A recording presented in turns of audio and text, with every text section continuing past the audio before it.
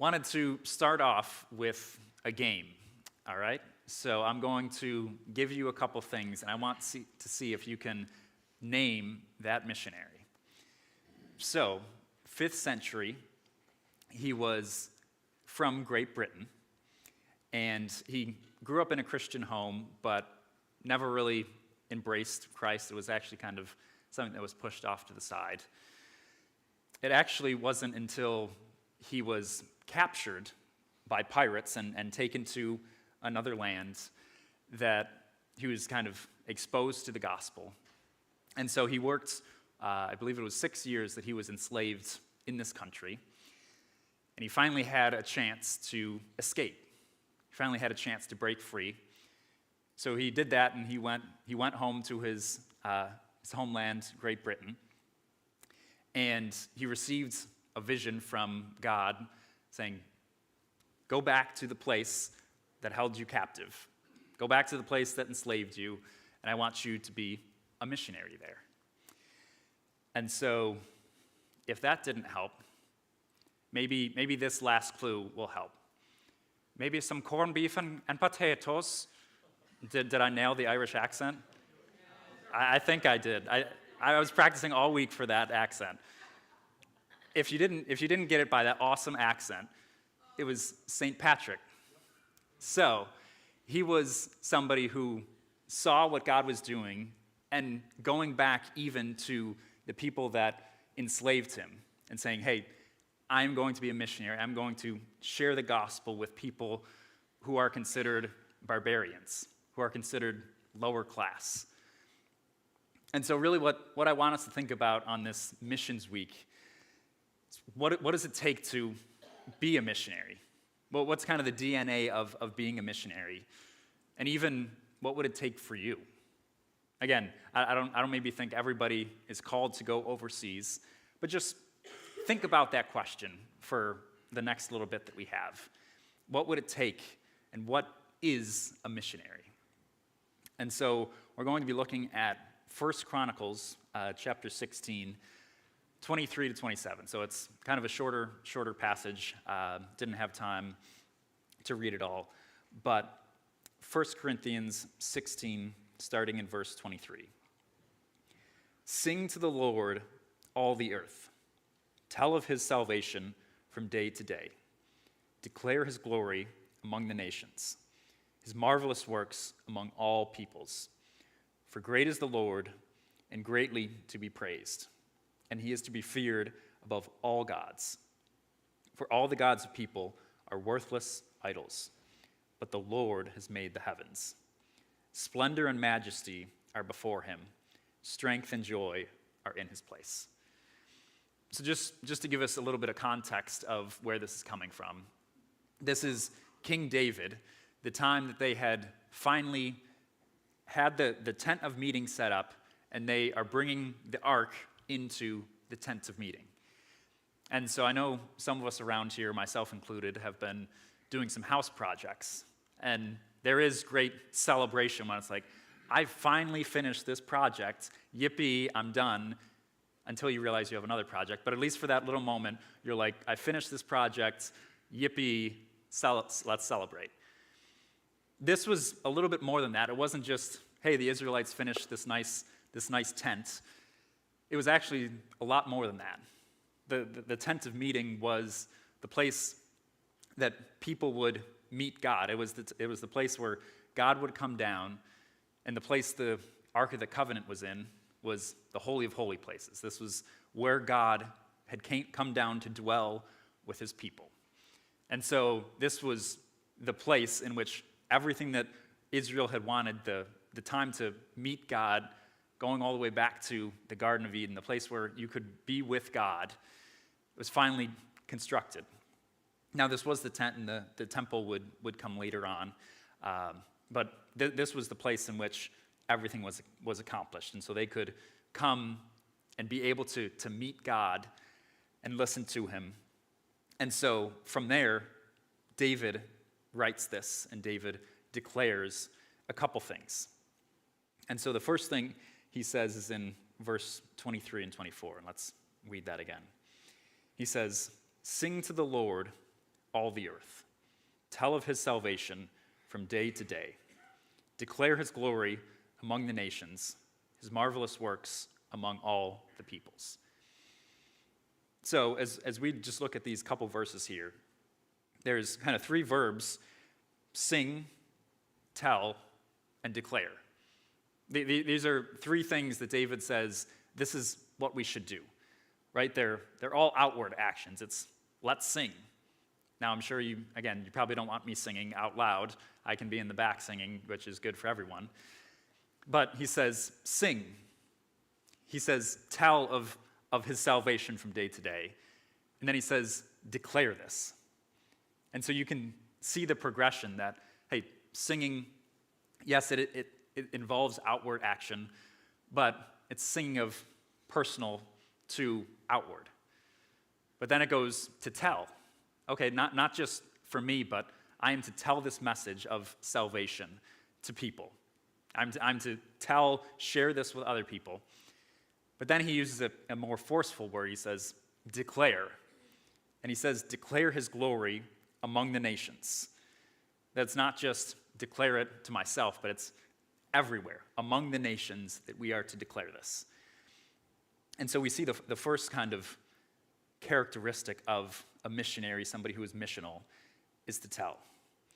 And so what I'm going to do today, hopefully, again, quickly or as quick as I can, is look at this through kind of three famous missionaries. First one, if you've heard of the name Hudson Taylor, he was a missionary in the late 19th century, and he really had a passion and a desire for China. Now, similar-ish to where it is today, that China hasn't and still isn't really open to the gospel. They had a lot of dynasties and a lot of ruling families, so they like to kind of keep their power. Added on top of that, they kind of already had religion of Confucianism, Hinduism, Buddhism, all these types of religion that really were opposed to Christianity. And then even the government itself was say, oh, we don't want this Christianity here, and so even now we can see persecution that arises. But during Hudson Taylor's time, it was very similar, that people looked down on, oh, those are those barbarians, those are the people that are less than us. But Hudson Taylor said, these are people made in the image of God. And so my responsibility that I see is to go and tell. I am to go to China and embrace their culture and be able to bring the good news from that. That Hudson Taylor was able to tell, he was able to declare among the nations the glory of God. That it took him rejecting kind of the cultural idea of, you know what, these people are beneath us. These people aren't the same as us, so it'd be a lot easier just to stay in America and do that. But rather, he went to go. His heart was for the nations, and he wanted to declare the greatness of God among the nations. But secondly, what we see, even from this passage here in 1 Chronicles, reading in verses 25 and 26, it says, "For great is the Lord, and greatly to be praised, and he is to be feared among all gods. For all the gods of the people are worthless idols, but the Lord has made the heavens." And so, looking, we see a word repeated. Great is the Lord, and greatly to be praised. Right? That's a comparative word. Right? You can look and say, hey, I might give you some dog food to eat, or I might give you an apple to eat, and you'd be like, I'll take the apple because I don't want to eat dog food. Or I can slap down a T-bone steak, and you say, that is great. That's what I want. Because it's like, yeah, why would you want to eat dog food? Or maybe me personally, I wouldn't want to eat the apple as opposed to the steak, so I'd go for that. We see that he's talking about the greatness, the treasure that Jesus is above all things. And he's saying, great is the Lord. David, in this passage, even says, for all the gods of the people are worthless idols. Now we can understand that yeah, we don't have maybe the same idea of idols that they did back in the Old Testament. I don't think when people worship idols nowadays, it's maybe something that they carved or whittled out of wood, and then they put on their shelf and bow down and worship that. But I still think we have idols today. I still think it's maybe more in our minds than it is maybe on the mantle of our house. I think the idols that we have are sometimes good things, are oftentimes good things. There's one famous quote that it always sticks in my mind when I think about this is, when a good thing becomes a God thing, it becomes a bad thing.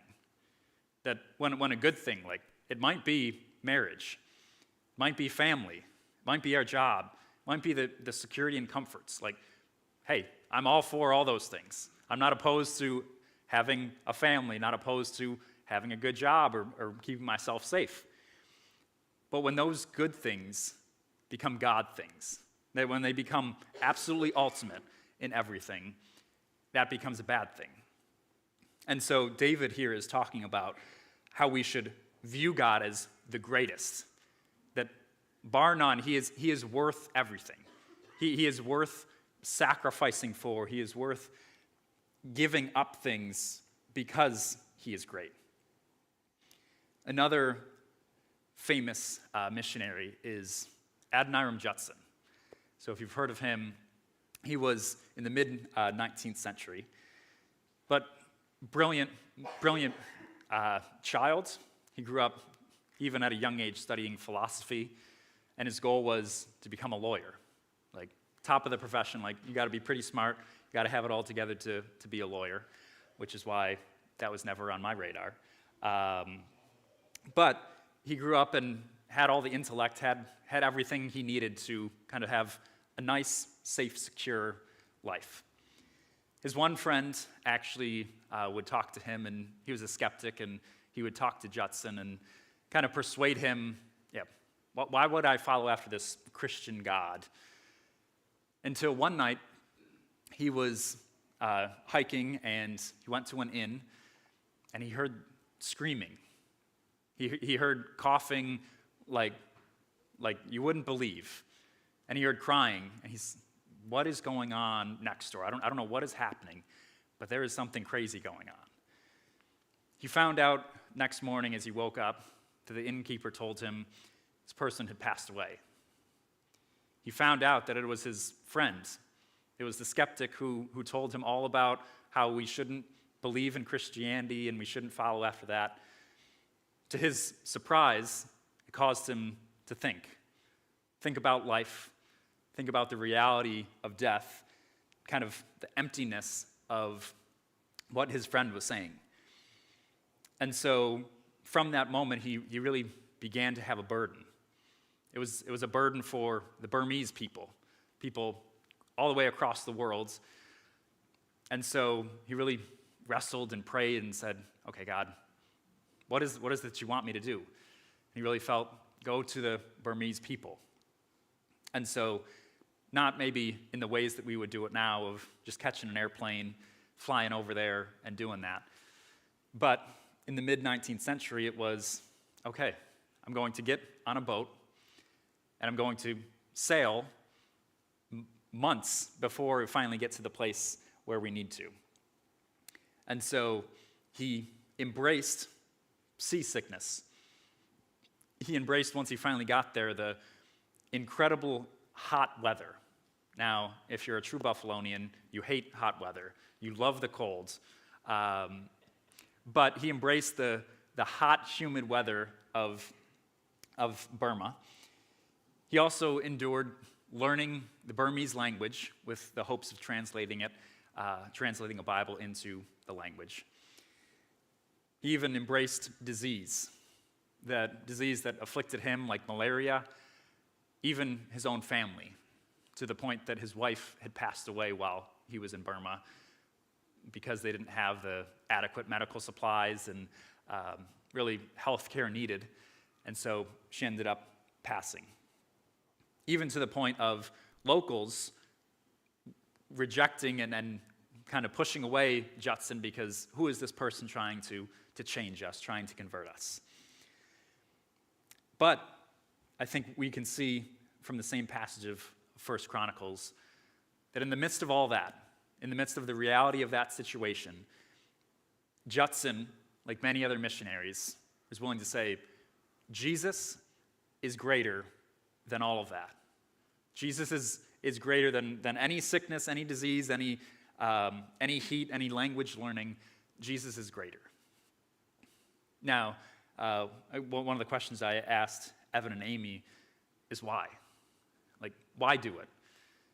And I think sometimes there's people who maybe could be ignorant of, you know what, I'm just going to go to a place and it's going to be a nice vacation for a little bit, better weather than Buffalo, so you know what, why not go over there? But I think when we understand the situation, that there is going to be a time when you're maybe the only one who speaks that language, who speaks English, and you have to try and charades act out chicken to get what you want at a store, that you start to feel the isolation, you start to feel the reality that, man, I am going through very difficult times.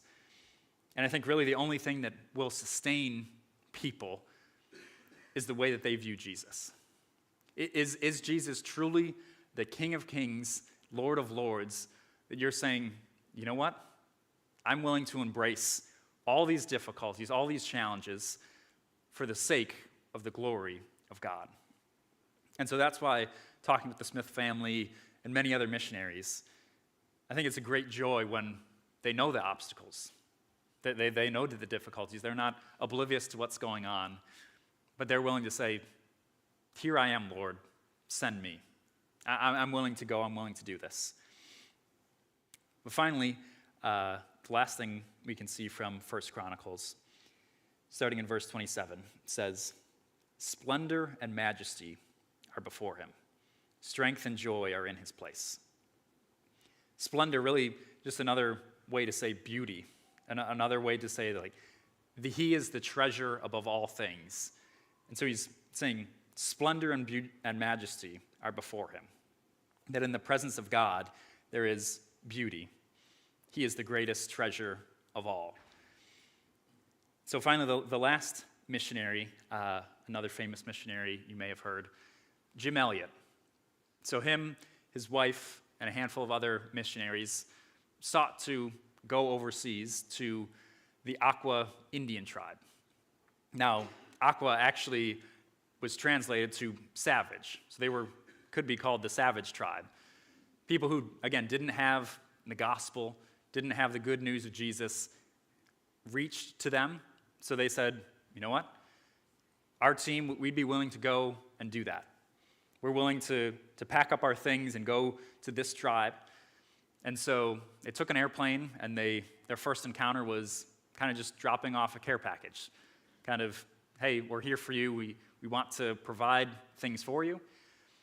And it kind of continued on. They would give things, and eventually they gave one of the tribe members a ride on the airplane. But then it came to more intimate contact, and so they met this tribe. Jim and four of his friends met this tribe.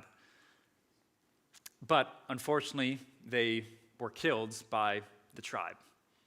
That the tribe that they came to help and they came to proclaim the gospel to had killed them.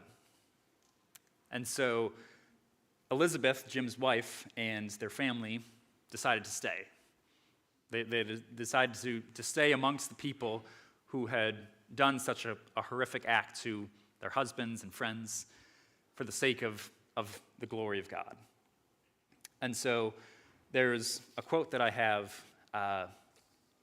from Valerie Elliott. It was Jim's daughter. There we go. And she says, I know that in order to honor Christ, my life must measure up with the gospel. But I also know that my own inconsistencies and lack of serious perseverance, my gifts and my calling are different from my parents. My concern was how to keep the legacy alive using my own voice. As Eugene Peterson wrote in his book, a long obedience in the same direction. I knew my own tendency to be distracted by many other things could get in the way of obedience. But my husband helped me understand it's not about me, it's about who Christ is, and he carries the load. And so Valerie saw this specifically in the life of her parents. But even though her father had passed away, Elizabeth, her mom, and all of them decided to stay, to the point that Elizabeth was able to minister and proclaim the gospel to even people who had just killed her husband. That the gospel was powerful enough for her to stay, so that this tribe, I believe it was a son of one of the people who had killed her father, came to know Christ. That Elizabeth was able to demonstrate the gospel, and somebody who was that close to it, who encountered his own father kill Jim and the crew, was able to embrace it, was able to embrace this gospel because they were willing to look at the beauty of Christ and say, Jesus is this beautiful. Jesus is this much of a treasure that I am willing to do what I have to so that all of the world, the nations, might be able to marvel at the good news of Jesus. So I've talked a lot about missionaries and missions, really with the question, what does it mean to be a missionary? What does it mean for us?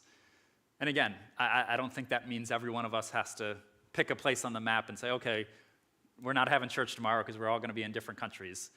I don't think that's the case. But I think bringing it to us here in North Tonawanda, we have a part to play in the story. That we are part of God's mission in this world. And I think it's not a mandate for all of us to live overseas, but I think there is a mandate for all of us to be witnesses where we are. I don't think it's a mandate that says, hey, you know what, we all have to suffer. We all have to sell everything we have and live in dirt floors. But I think there is a mandate for all of us to say, I prioritize Jesus over everything else in my life. And so I don't think we all have to be missionaries. We all have to live overseas. We all have to live impoverished.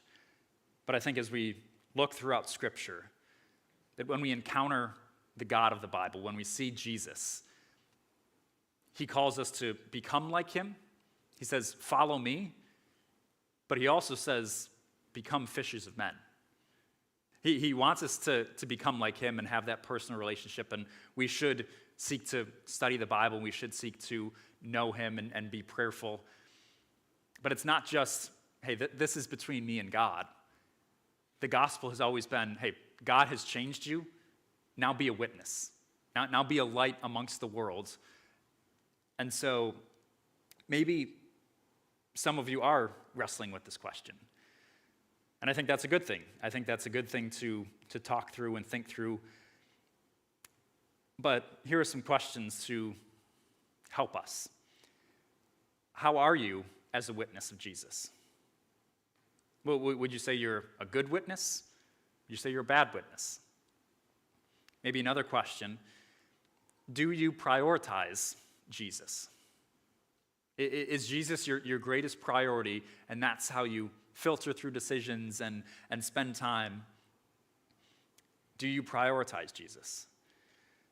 Now, maybe some of you would say, hey, no, I don't do that. There's other things in my life that seem to pull my attention away. I believe in the Bible, and I believe that the God of the Bible is far greater than what we can conceive. That all throughout the Bible are people encountering this holy, awesome, amazing, wonderful, could add a million more adjectives, of the God of the Bible. That when you encounter this God, you can't help but change. And it's not some, oh, you know what, you should do this because this is what the rules say. We should do this because this is truly the best life that we can have.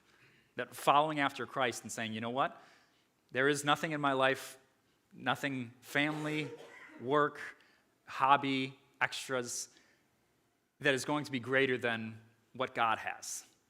That he is the one who gives us all good things, who gives us peace and joy and love and everything that we truly want, he is the source. There's no other source that we can find that in. There's no other, amount of happiness that we can get with the amount of money we have. Jesus is the only source. But maybe some of you are thinking, okay, I get that, Mike. Like, I want that. How do I do that? How do I go about doing that? Like, I don't think I'm called to go overseas. Great. How can you do that here? In North Tonawanda, what is God's mission for your life? Again, as we saw, the DNA of a missionary is to tell, is to see the greatness of God, and to see him as beautiful. And so, as a church, we seek to do that. Right? That's why we have our church in the parks, is we want to engage North Tonawanda.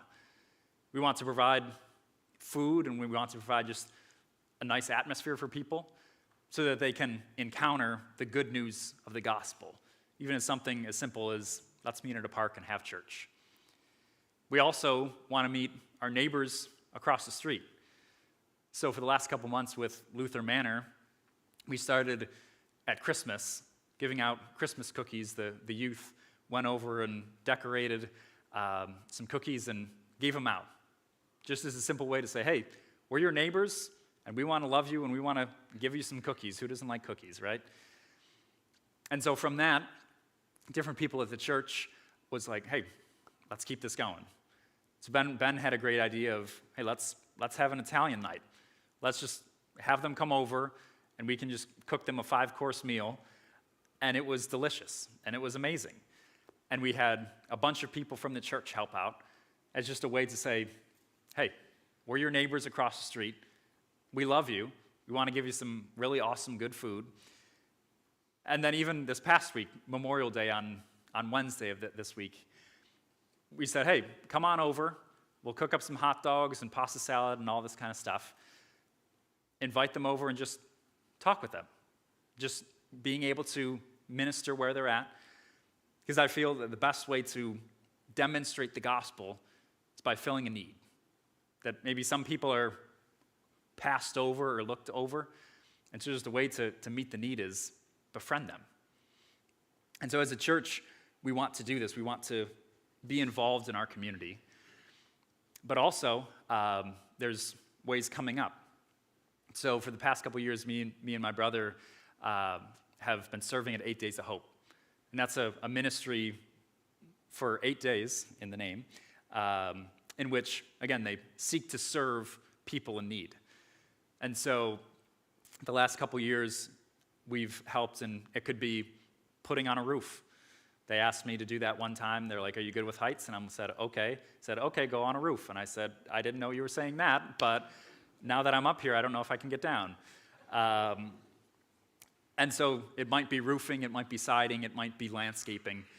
But it's really a ministry that seeks to meet needs of people in the community, saying, we want to bless you in any way we can. And it was amazing opportunities to demonstrate the gospel. And that's coming up in July. If anybody would be interested in serving, it's just an amazing opportunity. But what about us? What about us individually? What does that look like? And I don't know everybody's situation. I don't know where everybody stands. But I know probably we all have a family, or we've all come from a family.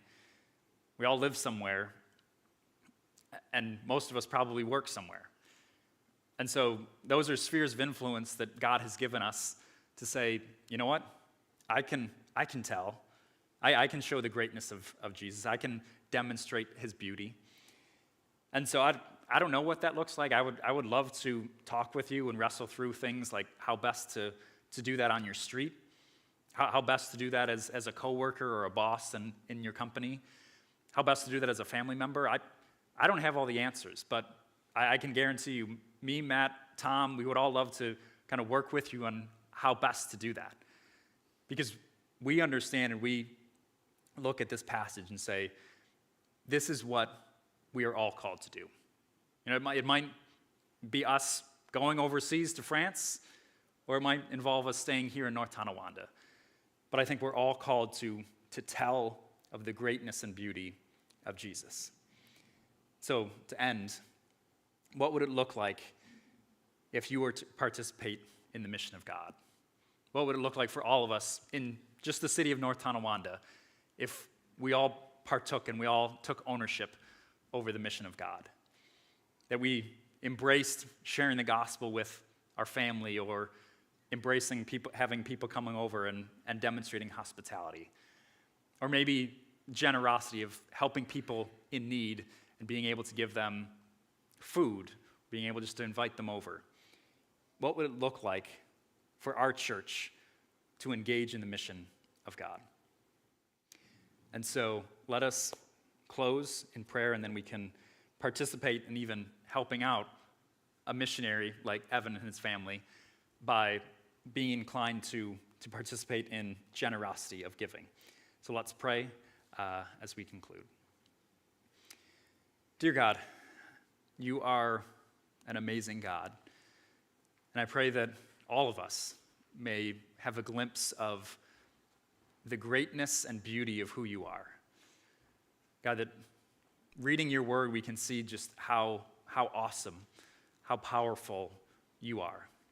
And so I pray that our lives would overflow, that worship would overflow in our life, that it would come out in how we handle our relationships, maybe employee, boss, maybe brother, sister, mom, dad, whatever it is, God, I pray that we might be witnesses of you, that we might be able to demonstrate, whether it's in North Tonawanda or to the ends of the earth, the greatness of God. God, help me. I know I don't do it perfectly. I know I'm far from amazing. Help me to do that well. Help this church to be able to live that out with the neighbors across the street or our neighbors where we live. God, help us to demonstrate the goodness of Jesus, the amazing power of the gospel to transform our lives. We pray all this in Jesus' name.